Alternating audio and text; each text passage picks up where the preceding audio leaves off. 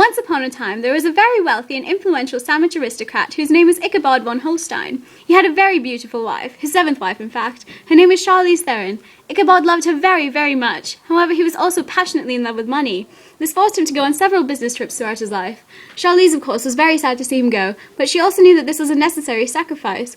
She saw him off with her radiant smile, and once he had left the mansion, she dissolved into sadness. She combated this by doing regrettable things such as watching Twilight, eating her weight in chocolate, and hanging out with her sleazy ex-boyfriend, Alexander Skarsgård.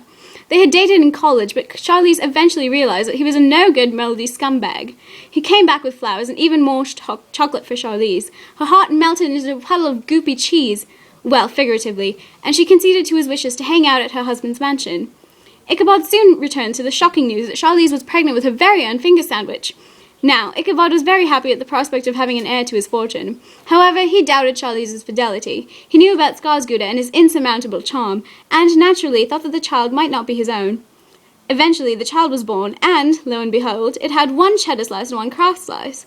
Now, both parents had only visible Kraft slices. Ichabod, although he majored in cheese business, also had a degree in cheddar genetics. He knew that his wife had some inferior cheddar coursing through her veins, but he was able to overlook that because of her radiant golden beauty. He knew that he, on the other hand, was a purebred Kraftian. Where could this cheddar slice have come from? He thought that it must have been Alexander Skarsgård who won Charlize over with his romantic cheeseball ways.